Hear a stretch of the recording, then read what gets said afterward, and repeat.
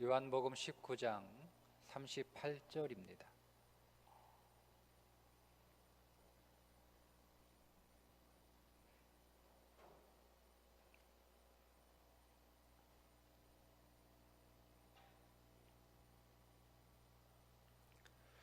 함께 읽겠습니다. 아리마대 사람 요셉은 예수의 제자이나 유대인이 두려워 그것을 숨기더니 2일 후에 빌라도에게 예수의 시체를 가져가기를 구하매 빌라도가 허락하는지라. 이에 가서 예수의 시체를 가져가니라. 아멘. 오늘 말씀은 자신감에 관한 말씀입니다. 여러분, 오늘 우리의 자녀들이 자신감을 갖고 이 땅을 살아갔으면 좋겠죠. 물론 우리 자신도 자신감을 갖고 하나님이 부르시는 그 순간까지 자신감을 갖고, 그리고 이 자신감이 더 강해지는 자신감으로, 나이가 든다고 해서 육체가 약해진다고 해서 오늘 우리의 삶이 또 연약해진다고 해서 그것과 같이 자신감이 줄어드는 게 아니라 그거하고 상관없이 우리는 언제나 어떤 상황에서도 자신감을 갖고 살아갈 수 있다.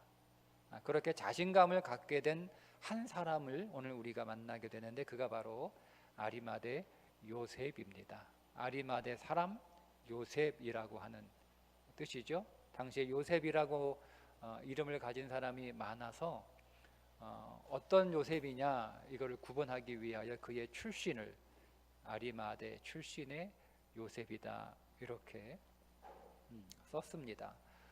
이 아리마대 요셉은 예수님의 시체를 가져가겠다고 요구해서 예수님의 시체를 받아다가 장사 지낸 사람입니다.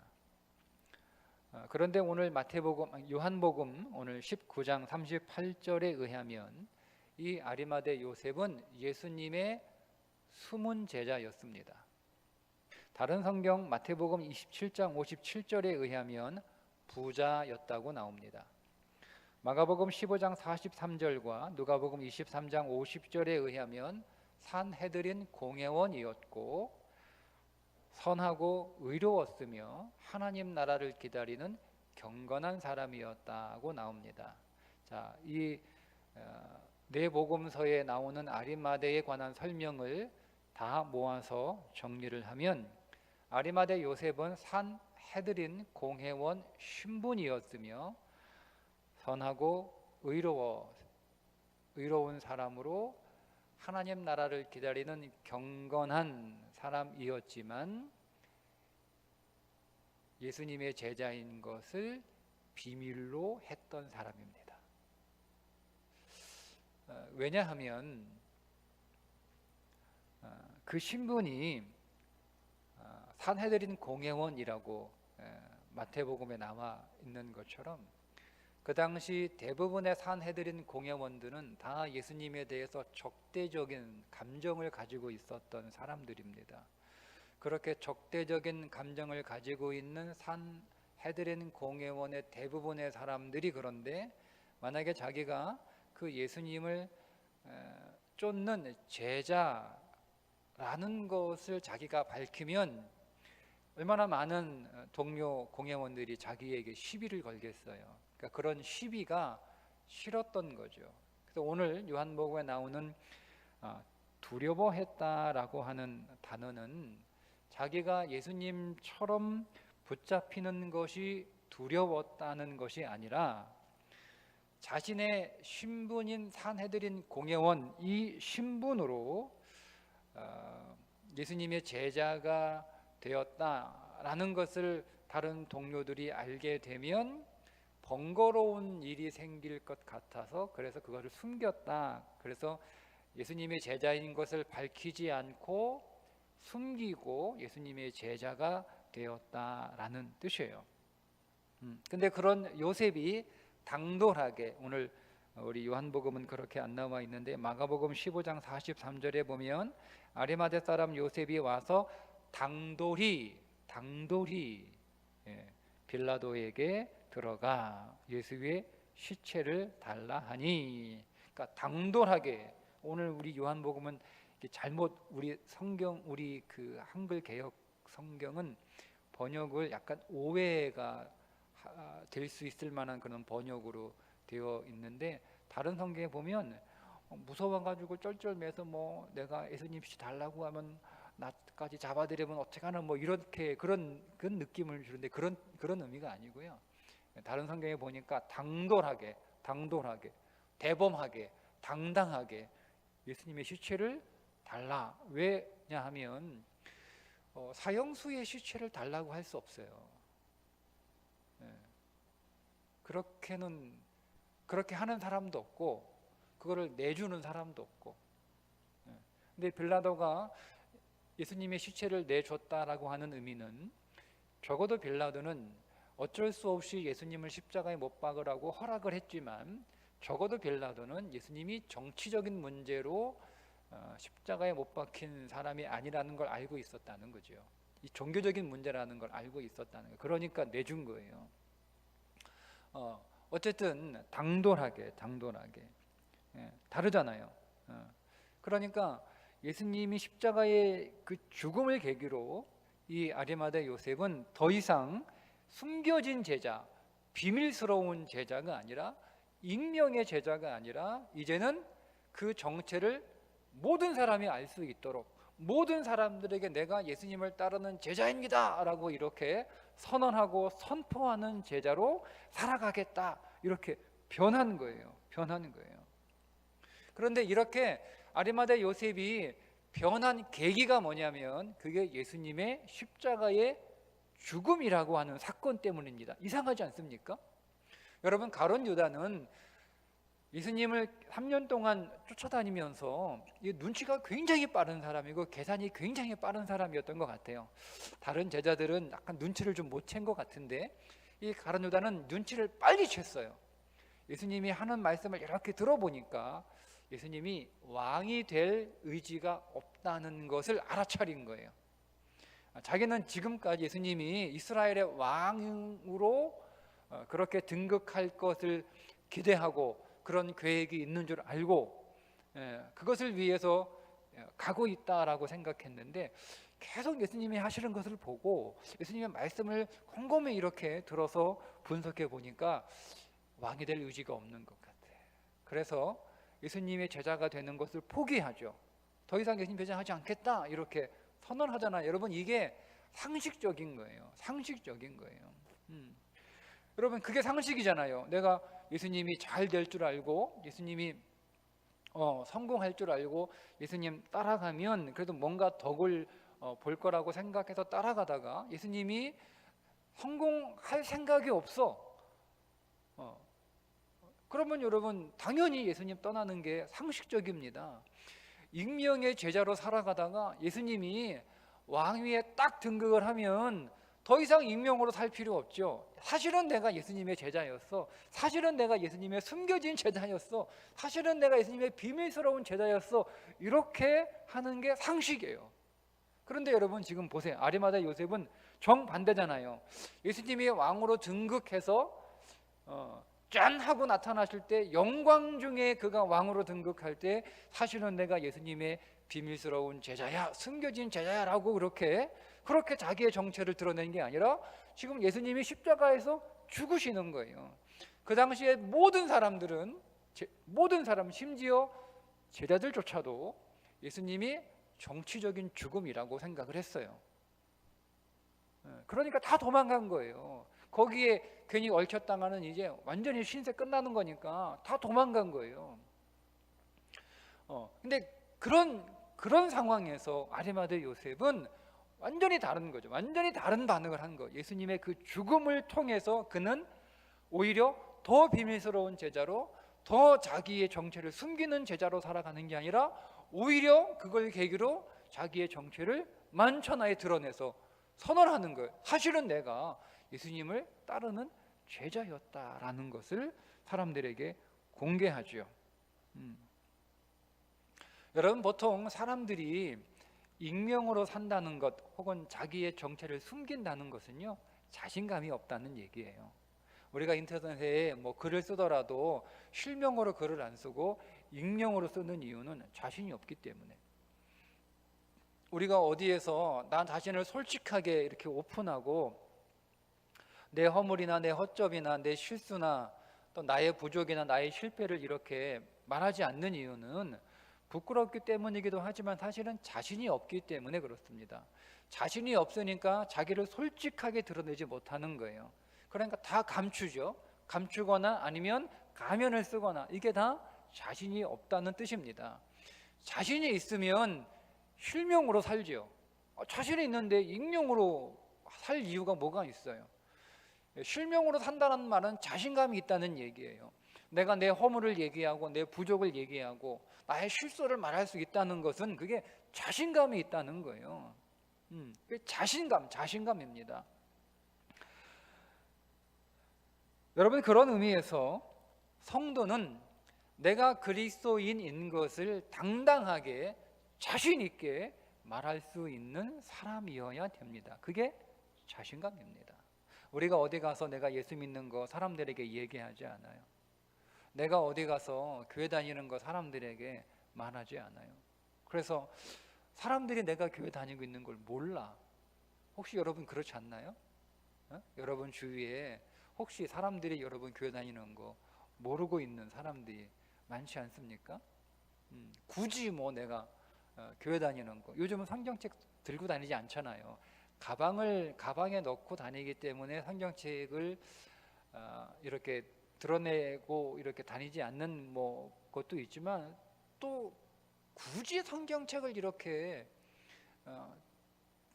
드러내놓고 이렇게 다니지 않아요. 제가 신방용 성경책은요, 성경책처럼 안 생겼어요. 여기다 헝겊을 붙여가지고 성경책처럼 안 보여요. 그냥 책처럼 보여요. 책처럼. 그거는 신방용, 어디 병원 신방 갈 때나 한방 갈 때, 요거는 교회에서만 써요. 성경책에 표시 나는 거. 여러분 그러지 않습니까? 네. 자신감이 없기 때문에 그래요. 자신감이 없기 때문에. 그런데 요셉은 자신감이 생긴 거예요. 자신감이. 십자가 사건을 통해서. 그러니까 요셉은 어디에서 그런 자신감을 얻었는가? 그 십자가 복음의 능력을 통해서 그는 자신감을 갖게 되었다는 거죠.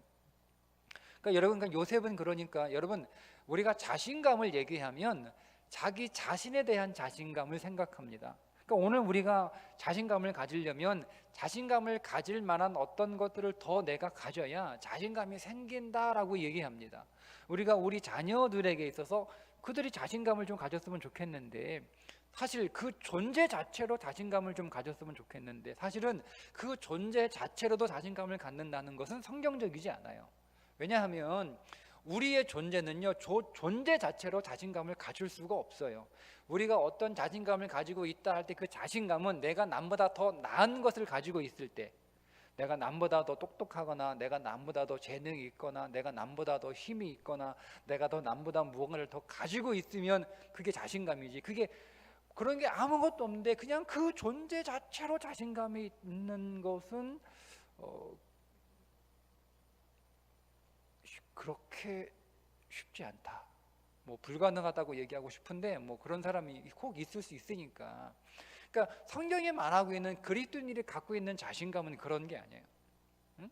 뭐 내가 다른 사람들보다 더 신앙생활을 잘해서 내가 믿음의 자신감, 내가 다른 사람보다 훨씬 더 뭐 교회 생활을 잘해서 내가 더 믿음이 좋다는 그런 것도 아니에요. 그러니까 그리스도인들의 자신감은 그런 자신감이 아니라 복음으로부터 복음의 능력을 믿는 믿음 안에서 얻어진 자신감. 그러니까 그 자신감이 내게 있는 것이 아니라 그 자신감이 내가 믿는 복음의 능력에 있는 거죠. 그 복음의 능력을 믿기 때문에 자신이 있는 거예요. 이게 그리스도인의 자신감이죠. 그러니까 그런 복음의 능력을 믿는 자들이 자신감을 갖게 되고, 그런 복음의 능력을 가진 자들의 그런 자신감에서 내가 그리스도인인 것을 사람들에게 말할 수 있는 거예요. 왜? 자신이 있으니까. 복음의 능력을 믿는 자신감. 로마서 1장 16절에 내가 복음을 부끄러워하지 아니하노니 이 복음은 모든 믿는 자에게 구원을 주시는 하나님의 능력이 됨이라. 그러니까 여러분, 바울의 자신감은, 바울은 충분히 자기 자신에 대해서 자신감을 가질 수 있는 사람이에요. 바울은 누구보다도 자신감을 가질 만한 그런 요소를 많이 가지고 있는 사람이잖아요. 그런데 오히려 바울은 그런 것들을 사람들 앞에서, 그가 예수 만나기 이전엔 그런 것들을 자랑했을지 몰라요. 그런데 그가 예수 만나고 난 뒤에 그런 것들이 그의 인생에 자신감으로 작용하지 못합니다. 오히려 그런 것들을 다 배설물로 여겼던 사람이에요. 그의 자신감은 오직 하나, 복음의 능력이에요. 복음의 능력. 자, 이것을 고린도전서 1장 18절에서는 십자가라고 얘기합니다. 십자가의 도가 멸망하는 자들에게는 미련한 것이요 구원을 받는 우리에게는 하나님의 능력이라. 즉 복음은 뭐냐? 복음의 능력은 뭐냐? 십자가의 능력이라는 거예요. 그 십자가의 능력이 하나님의 능력이라는 거죠. 그래서 아리마대 요셉이 예수님의 죽음의 사건을 통해서 자신감을 가진 거예요. 유대인들은 표적을 통해서 자신감을 얻습니다. 표적을 통해서. 헬라인들은 지혜를 통해서 자신감을 얻어요. 그러니까 유대인에게나 헬라인에게 십자가는 미련한 거예요. 부끄러운 거예요. 그런데 우리 그리스도인들에게 십자가는 능력인 거죠. 왜? 그것이 하나님의 능력이니까. 그러니까 이 진리를 깨달은 아리마대 요셉은 예수님의 죽음을 통해서 이제는 더 이상 내가 비밀스러운 제자로, 숨겨진 제자로, 익명의 제자로 살아갈 이유가 없다 하고 그가 변합니다. 이제는 그 예수님의 죽음을 통해서 당당하게 예수님의 시체를 내게 달라. 여러분, 그 소문은 빌라도만 혼자 알고 있는 소문이 아니겠죠. 순식간에 싹 퍼져요. 순식간에 예수의 시체를 누가 가져갔냐? 아리마대 요셉이 가져가. 아리마대 요셉은요, 산헤드린 공회원 중에서도 굉장히 상당히 높은 지위에 있는 사람이었어요. 그 안에서도 덕막이 있고 존경받고 인정받는, 산헤드린 70명과 다 똑같은 사람이 아니었어요. 그 안에도 굉장히 상당히 실력을 가지고 있는, 높은 지위에 있는, 그러니 소문이 다 났을 거란 말이에요. 그러거나 말거나.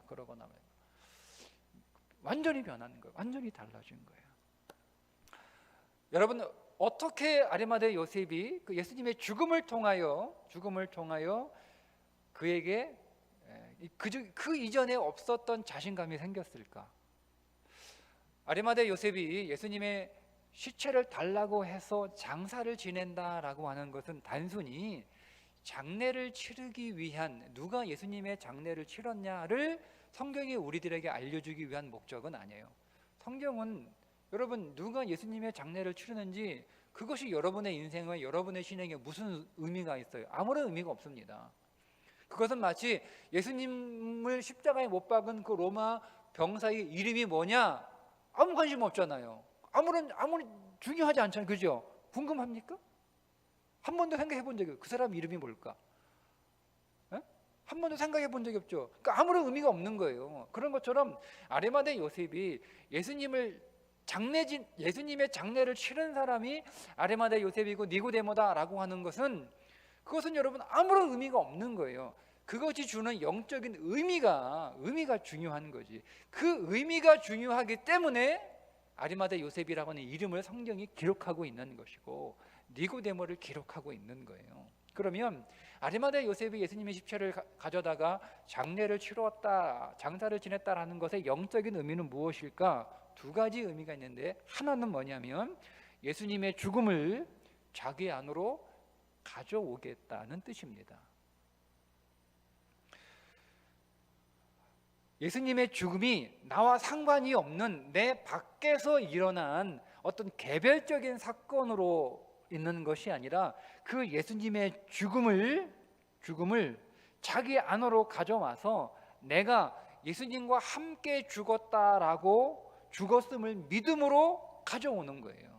그게 아리마대 요셉이 장사 지냈다라는 말의 영적인 의미입니다. 십자가의 죽음은 제가 항상 말씀드린 두 가지의 성격을 가지고 있다. 하나는 대신의 성격을 가지고 있다. 십자가의 죽음은 예수님이 내 대신 죽으신 거예요. 그죠? 내가 죽어야 되는데 내 대신 예수님이 속전이 되셔서 십자가에서 속전을 지불하셔서 나를 구속하신 거죠.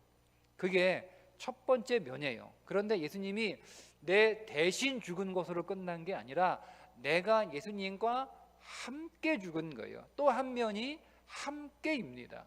여러분, 우리가 십자가를 생각할 때 항상 이 두 개를 동시에 봐야 돼요. 대신의 면과 함께의 면을 동시에 봐야 됩니다. 여러분이 대신의 면만 보면 여러분은 살아있고 예수님만 죽으신 거예요. 그러니까 많은 그리스도인들이 예수님이 내 대신 죽으셨어 이 부분만 봅니다.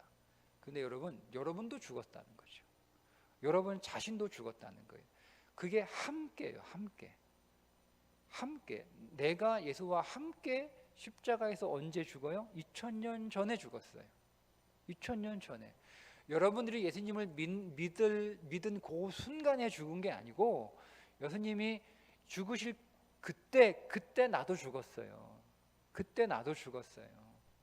근데 그 예수님의 죽음은 내 육신이 죽는 거잖아요. 그럼 내 육신 안에 들어있는 모든 요소, 내 육신 안에는 좋은 게 하나도 안 들어있어요. 우리의 육신 안에는 좋은 게 하나도 없어요. 선한 게 하나도 없다. 우리 육신은. 이것이 모든 그리스도인들이 자기의 육신을 바라보는 영적인 시야가 돼야 돼요. 우리가 이 영적인 시야가 열리지 않으면 우리는 우리의 육신에 좋은 것들을 자랑합니다. 그리고 그것이 여러분의 인생의 교만이 됩니다. 그리고 그 교만은 여러분들을 반드시 무너뜨립니다. 그러니까 여러분의 육신은 선한 게 아무것도 없어요. 선한 게 다 악한 거예요. 다 악한 거예요. 여러분들이 좋다고 여기는 그 모든 것들이 그것이 여러분의 육신이라면 그건 다 악한 거예요. 여러분, 우리가 그 눈이 확 열려야지 우리가 주 앞에서 겸손해질 수 있고 우리가 주 앞에서 망하지 않고 생명으로 살아갈 수 있는 거예요.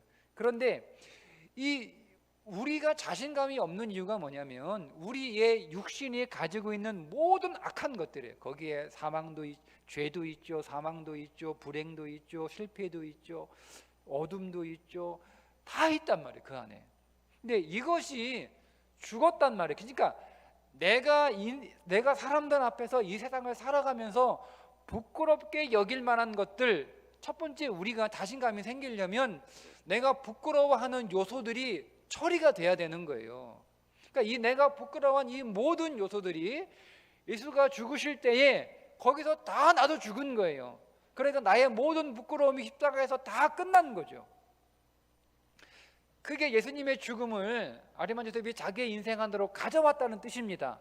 그리스도가 죽음으로 내 인생 안의 모든 부끄러워할 요소들, 내가 부끄러워하는 그 모든 요소들이 다 예수님과 함께 장사되어 죽었다는 거예요. 그러니까 첫 번째, 부끄러움이 없는 거죠. 이제는 부끄러워할 게 없는 거예요. 부끄러워할 게 없는. 우리는 부끄럽죠. 우리가 자신이 없는 것들은 부끄러워요. 내가 자신이 없는 것을 누군가가 가지고 있으면 나는 그 사람 앞에서 낮아지는 거예요. 그죠? 그게 오늘 우리의 삶이잖아요. 여러분, 그래서 나는 부끄러운 삶을 살지 않으려고 내 안에는 모든 부끄러운 것들을 한번 다 해결해 보겠다. 그 부끄러움과 평생을 씨름하여 살거나. 근데 여러분, 평생을 씨름하여 살아도 성공하지 못합니다. 그래서 우리가 만들어낸 게 뭐냐면 위선이에요. 가면. 그러니까 없어도 있는 척, 나빠도 괜찮은 척, 다 그렇게 살아가는 거예요. 그러니까 그렇게 살다 보면 스스로 속아요. 나도 속고 남도 속이는 삶을 살아가죠. 남을 속이는 거야 그거는 크게 문제가 없다 하더라도 정말 여러분 무서운 건 내가 속는 거예요. 내가 나 자신에게 속는 거예요. 그게 참 불행한 거예요. 우리가 다른 사람을 속이는 건 뭐 그냥 내가 다른 사람을 속였다 뭐 그 정도죠. 뭐 그게 내 인생 안에 크게 문제가 되진 않아요. 근데 문제는 뭐냐면 내가 나 자신에게 속는 겁니다. 내가 정말 어떤지 누군지 모르고 살아가는 거죠.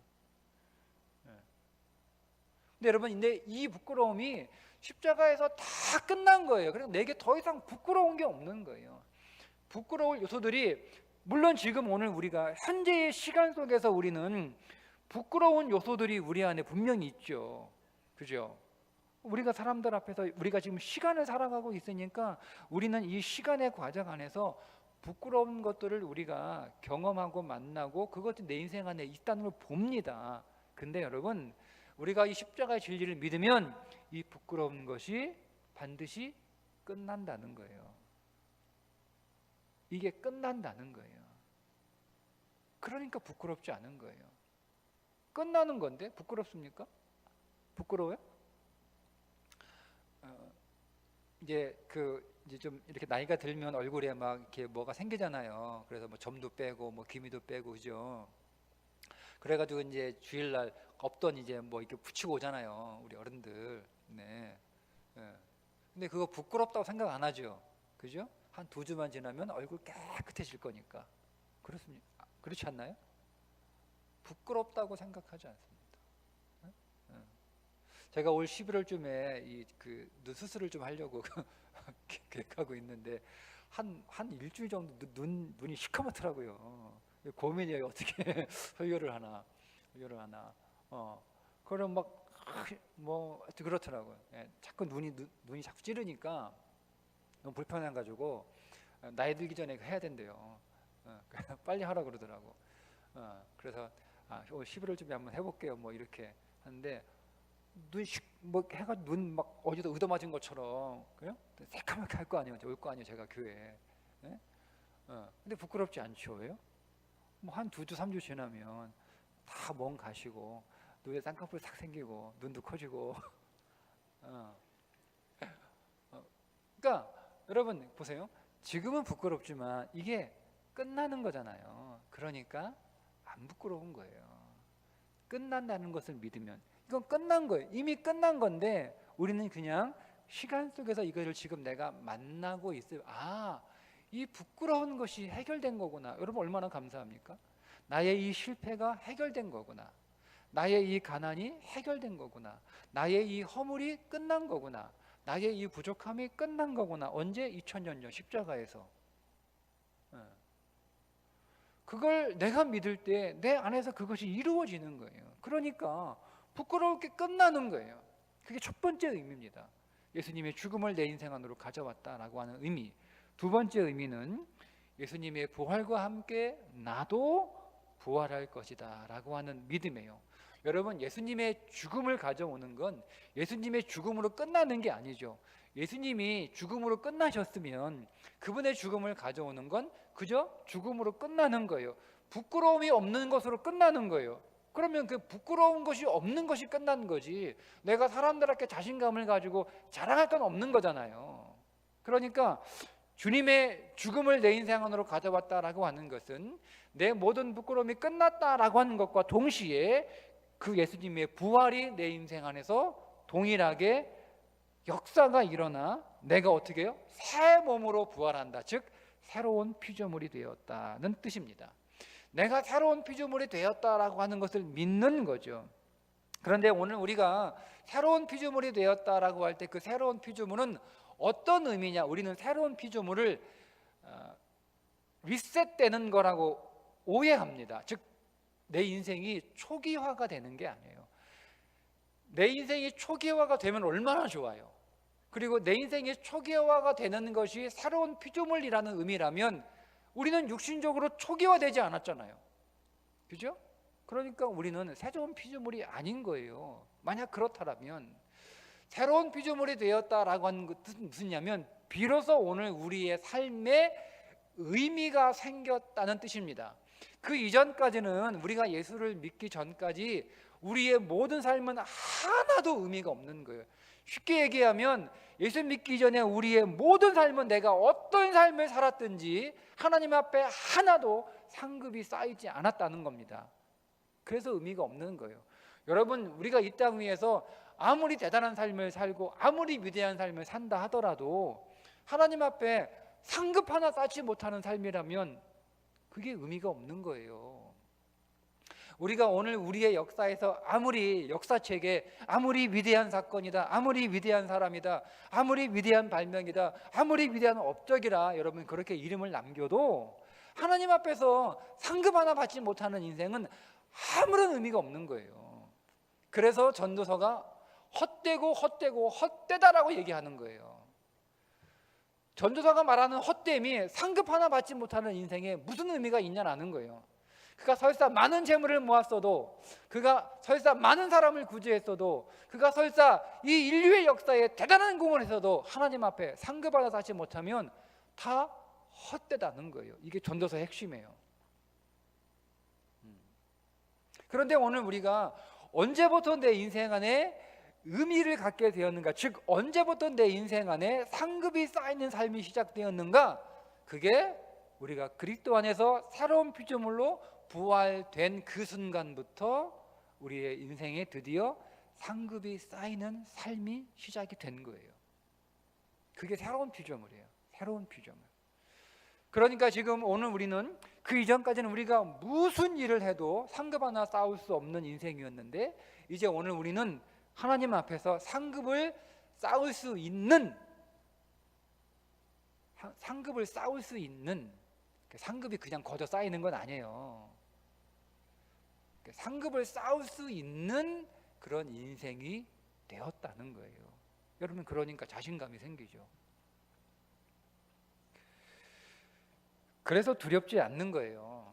자, 마태복음 10장 26절에 보면, 자, 그런즉 그들을 두려워하지 말라. 감추인 것이 드러나지 않을 것이 없고 숨은 것이 알려지지 않을 것이 없느니라. 이게 마태복음 10장의 내용이 뭐냐면, 그들을 두려워하지 말라, 박해하는 세상을 두려워하지 말라는 말씀 뒤에 한 얘기예요. 두려워하지 말라는 거. 왜? 감추인 것이 드러나지 않을 것이 없고 숨긴 것이 알려지지 않을 것이 없는 때가 온다는 거예요. 무슨 얘기냐면, 박해하는 사람들은 자기들이 잘 살고 있고 자기들이 맞고 자기들이 옳다라고 생각하니까 박해를 하는 거예요. 박해를 당하는 사람들은 우리가 무슨 문제가 있구나 이런 생각을 갖게 되는 거죠.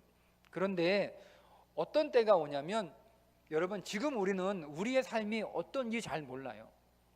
어떤지 몰라. 여러분은 여러분의 삶에 관하여 여러분 정확하게 알 수 있습니까? 우리가 어떤 사람의 삶을 바라볼 때, 야, 저 삶이 어떤 삶인지 여러분 정확하게 알 수 있나요? 자, 다른 말로 우리가 야, 이렇게 사는 것이 정말 잘 사는 거다라고 그렇게 온 세상이 그렇게 합의해서 다 동의해도 그것이 정말 잘 사는 삶인지 여러분 확신할 수 있습니까? 그런데 이 모든 것들이 다 드러나는 때가 온다는 거예요. 정말 누가 잘 살았고 정말 누가 못 살았는지, 정말 누가 옳고 정말 누가 틀렸는지 이것들이 정확하게 드러나는 그때가 온다는 거예요. 그때가 오니까 두려워하지 말라는 거예요.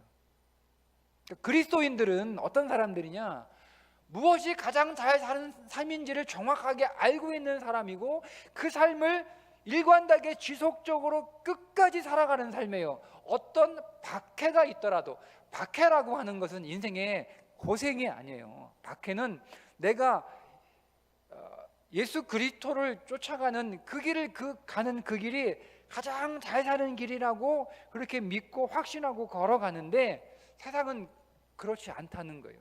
그것에 대해서 정확하게 평가하지 않아요. 정확하게 사람들은 정확하게 평가해요. 그러니까 그게 박해인, 그러니까 두려운 거예요. 사람은 여러분 항상 좋은 점수를 받고 싶어요. 좋은 점수를. 네? 사람은 항상 착한 일을 해서 착한 사람이라고 하는 좋은 점수를 받고 싶은 게 아니에요. 강도들이 있는 곳에 가서는요, 강도를 제일 잘해서 칭찬을 받는 걸 좋은 점수죠, 그죠? 그래서 강도들이 모여 있는 곳에서는 강도 짓을 제일 잘하는 칭찬을 받고 싶은 게 사람이에요. 예? 도둑들이 있는 모여 있는 곳에는 도둑질을 제일 잘하는 사람, 거짓말하는 사람들이 모여 있는 곳에는 거짓말을 제일 잘하는 사람, 그렇죠? 예? 거짓말 한 사람이 다 모여 있는데 나는 거짓말 하나도 안 해가지고 제일 꼴찌. 그래서 나는 거기서 나는 제일 꼴찌니까 나는 정말 좋다. 사람은 이렇잖아요. 여러분 여기 있는 사람들이 지금 다 거짓말을 하면은요, 나는 거기서 거짓말을 제일 잘하고 싶은 사람이 되고 싶은 거예요. 응? 이게 사람의 본성이에요. 그러니까 우리가 이 땅 위에서 예수의 길을 쫓아간다라고 하면서도 우리 주변에 있는 사람들이 우리 다 보니까 나도 저 사람들처럼 살고 싶은 거예요. 그렇게 살지 못하는 내 삶에 대해서 뭔가 문제가 있는 게 아닐까라고 하는 두려움이 생기는 거예요. 의심도 생기고 그 불안한 거예요. 그게 박해예요. 그게 진짜 박해예요. 그러니까 그때 얘기하는 거예요. 두려워하지 말라는 거예요. 다 드러난다. 다 드러난다. 다 드러난다는 거예요. 여러분 그때가 옵니다. 다 드러나는 때가 옵니다. 그래서 28절에 보니까 몸은 죽어도 영혼은 능히 죽이지 못하는 자들을 두려워하지 말고 오직 몸과 영혼을 능히 지옥에 멸할 수 있는 이를 두려워하라 하는 거죠. 하나님을 두려워하라는 거예요. 왜요? 하나님 앞에서 다 드러나니까. 내 인생의 최종 평가는 누가 해주냐면 하나님이 해주시니까 그 하나님을 두려워하는 삶을 살라는 거예요. 그래서 하나님을 시인하는 삶을, 내가 이렇게 말씀하시죠. 누구든지 사람 앞에서 나를 시인하면 나도 하늘에 계신 내 아버지 앞에서 그를 시인할 것이요, 누구든지 사람 앞에서 나를 부인하면 나도 하늘에 계신 내 아버지 앞에서 그를 부인하리라. 그래서 아리마대 요셉이 나는 이제 예수 그리스도를 시인하는, 숨어서 예수님을 따라가는 존재가 아니라 이제는 내 정체를 드러내겠다라고 나선 거예요. 그게 생명이니까. 그때가 다 와요, 여러분. 그때가 다 와요. 주님 앞에서 완전히 드러난, 누구도 무엇도 숨길 수 없어요. 다 드러납니다. 정말 내가 어떻게 살았는지가 다 드러납니다. 다 드러날 때 그걸 생각하면 여러분 자신감이 생기는 거예요. 자신감 생기는 거예요. 이게 저는 약간 이게 교만한, 저도 그런 말 하면서 너 너무 교만하다는 마음이, 너 그렇게 자신 있냐라는 마음이 한쪽에 들려오는데, 저는요 좀 힘들 때마다 항상 이렇게 생각합니다. 주님 앞에서 보자. 네, 주님 앞에서 보자. 주님 앞에서 보자. 주님 앞에서 보자. 다 드러난다. 주님 앞에서 보자. 네. 물론 한쪽에서는 너 그렇게 자신 있냐 뭐 이렇게 얘기는 하는데, 저는 사실 그게 저에게 아주 큰 위로가 돼요. 주님 앞에서 보자. 누가 잘 살았는지 주님 앞에서 다 대보자. 누가 잘 살았는지. 저는 그게 소망이 됩니다. 저는 그게 되게 자신감이에요. 힘이 생겨요. 그래, 지금은 다 드러나지 않아요. 지금은 누구도 알 수 없어요. 저 자신도 몰라요. 그러나 저는 제가 그리스도 안에서 이제는 드디어 의미 있는 삶을 시작했고, 나는 그 의미 있는 삶을 선택할 수 있게 된 거예요. 그게 자신감이에요. 자신감이에요.